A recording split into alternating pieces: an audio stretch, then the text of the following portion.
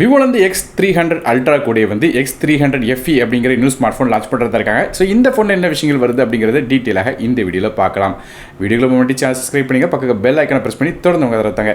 முதல்ல இந்த ஃபோன் நமக்கு பேக் சைடில் கிளாஸ் பேக் தராங்க, சைடில் அலுமினியம் ஃப்ரேம் வருது. அது மட்டும் இல்லாமல் இந்த ஃபோனோட திக்னஸ் மற்றும் வெயிட் என்ன அப்படிங்கிறத நீங்கள் ஸ்க்ரீனில் பார்க்கலாம். கலர்ஸுக்கு ஏற்றாலும் டிஃப்ரெண்ட்டான திக்னஸ் மற்றும் வெயிட்டில் வருது.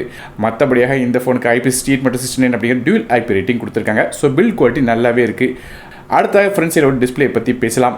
இந்த ஃபோன் ஒரு காம்பேக்ட் ஃபோனாக வருது. அதாவது இந்த ஃபோனில் ஒரு 6.31 இன்ச்சுக்கான 1.5K AMOLED டிஸ்பிளே கொடுக்குறாங்க. இந்த டிஸ்பிளேக்கு 1லேருந்து 120 ஹெர்ட்ஸ் வரையும் வேரியபிள் ரெஃப்ரெஷ் தராங்க. அதாவது LTP பேனலாக இருக்குது. அதனால் ஸ்க்ரீனில் பார்க்குற கண்டென்ட்டுக்கு ஏற்றாப்புல 1 ஹெர்ட்ஸ்லேருந்து ஆரம்பிச்சு 120 ஹெர்ட்ஸ் வரையும் அந்த கண்டென்ட்டுக்கு ஏற்றாப்புல அந்த ரெஃப்ரெஷ் தானே மாறும்.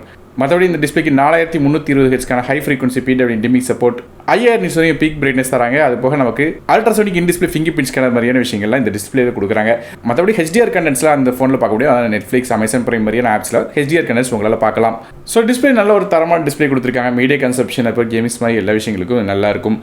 அடுத்த இந்த ஃபோனோட பெர்ஃபார்மன்ஸ் பற்றி பார்க்கலாம். நமக்கு இந்த ஃபோனில் ஸ்னாப்ட்ராகனோட 8 Gen 5 அப்படிங்கிற 3nm ப்ராசஸர் கொடுக்குறாங்க. கிராஃபிக்ஸ்க்கு அட்ரினோட 829 அப்படிங்கிற GPU வருது.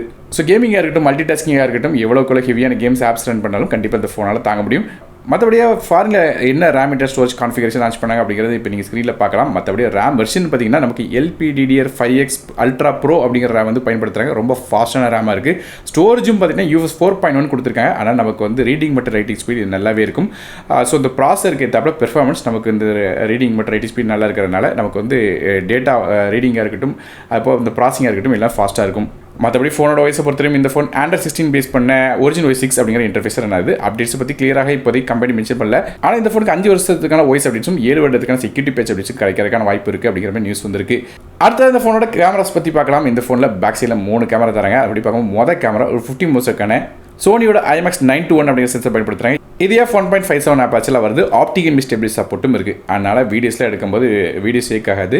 மற்றபடி ரெண்டாவதாக ஒரு 8 மெகாபிக்சலுக்கான அல்ட்ராவைட் கேமரா தராங்க. இது மூலமாக 106 டிகிரி ஸ்ட்ரீம் அல்ட்ராவைட் ஷாட்ஸ் எடுக்கலாம். இது f2.2 ஆப்பாச்சில் வருது. மூணாவதாக ஒரு 50 மெகாபிக்சலுக்கான 3x பெரிஸ்கோப் டெலிஃபோட்டோ லென்ஸ் கொடுக்குறாங்க. இது சோனியோட IMX882 அப்படிங்கிற சென்சர் கொடுத்துருக்காங்க. இது f2.65 ஆப்பாச்சில் வருது. மேலும் இந்த ஃபோனோட பேக் சைட் ஆரா ரிங் ஃபிளாஷ் சப்போர்ட்டும் இருக்குது. ஸோ இந்த ஃபோனில் நமக்கு மொதல் கேமராவும் சரி, மூணாவது கேமராவும் சரி நமக்கு நல்லா இருக்குது. ரெண்டாவது கேமரா கொஞ்சம் ஸ்மார்ட் தான். அடுத்ததாக ஃப்ரண்ட் சைடில் செல்ஃபி கேமரா பற்றி பேசலாம். ஃப்ரண்ட் சைடில் இந்த ஃபோனில் ஒரு 50 மெகாபிக்சலுக்கான மெயின் கேமரா தராங்க. இது f2.0 ஆப்பாச்சில் வருது. மேலும் இந்த ஃபோனுக்கு நமக்கு இந்த Zeissோட டெலிகன்வெர்ட்டர் ஷார்ட்ஸ் மாதிரி பல விதமான விஷயங்கள்லாம் சப்போர்ட் ஆகும் சொல்கிறாங்க. நமக்கு இந்த டெலிகன்வெர்ட்டர் அது போக இந்த கேமரா ஃபீச்சர்ஸ்லாம் பார்க்கணும்னு நினச்சிங்கன்னா ஏற்கனவே Vivo X300 Ultra அப்படிங்கிற ஃபோனை பற்றி வீடியோ நம்ம சேனலில் போட்டிருக்கோம். அந்த ஃபோனோட வீடியோ பற்றின கார்டு இந்த வீடியோவில் கொடுக்குறேன், மறக்காம செக் பண்ணி பாருங்கள். இது இப்போ நமக்கு இந்த ஃபோனில் IR சென்சரும் இருக்குன்னு சொல்கிறாங்க. அதனால் ரிமோட்டாக கூட இந்த ஃபோனை யூஸ் பண்ணிக்கலாம். மற்றபடி ஸ்பீக்கர்ஸ் பார்க்கும்போது நமக்கு ஸ்டீரியோ ஸ்பீக்கர் சப்போர்ட் இருக்குது. ஹைரஸ் ஆடியோ சப்போர்ட்டோட தராங்க. ஆடியோ ஜாக்னு பார்த்தீங்கன்னா நமக்கு USB Type-C ஆடியோ தராங்க. அதே நெட்வொர்க்ஸ் பற்றி பேசலாம். இந்த ஃபோனில் நமக்கு 5Gக்கான SNS சப்போர்ட், டியூல் 4Gக்கான VoLTE, Wi-Fi 7, Bluetooth 6.0, NFC மாதிரி சப்போர்ட்லாம் இருக்குது. இந்தியாவுக்கு ரொம்ப NFC கட் பண்ணுறதுக்கான வாய்ப்பு இருக்குது. மற்றபடி டியூல் பேண்ட் GPS தராங்க. அது போக நமக்கு USB Type-C வெர்ஷன் பார்த்தீங்கன்னா USB 2.0 இருக்குது. So reading but writing speed கொஞ்சம் நார்மலாக தான் இருக்கும். அடுத்ததாக பேட்டரிஸ் பற்றி பேசலாம். இந்த ஃபோனில் ஒரு 6500 mAh பேட்டரி கொடுக்குறாங்க. இது சார்ஜ் பண்ணுறதுக்கு 90 வாட்க்கான ஃபாஸ்ட் சார்ஜிங் சப்போர்ட் தராங்க. அது மட்டும் இல்லாமல் இந்த ஃபோனில் 40 வாட்க்கான வயர்லெஸ் சார்ஜிங் சப்போர்ட்டும் இருக்குது.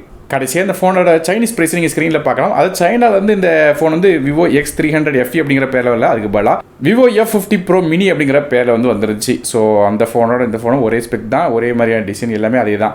ஸோ பேர் மட்டும் தான் மாறுது. ஸோ ஓவராலாக பார்க்கும்போது ஒரு காம்பேக்டான ஃப்ளாக்ஷிப் ஸ்மார்ட் ஃபோனை Vivo கொண்டு வந்திருக்காங்க. ஆனால் காஸ்ட்லியான ப்ரைஸ் தான் இருக்குது. ஸோ நீங்கள் இந்த Vivoட X300 FE ஸ்மார்ட் ஃபோனை பற்றி நினைக்க அப்படிங்கிறத கீழே கமெண்ட்ஸ் மென்ஷன் பண்ணுங்கள். வீடியோ பிடிச்சா ஒரு லைக் கொடுத்துங்க. ஃபர்ஸ்ட் ஷேர் பண்ணிவிடுங்க. நானும் டெக் நமக்காக மற்ற வீடியோஸ் நன்றி, வணக்கம்.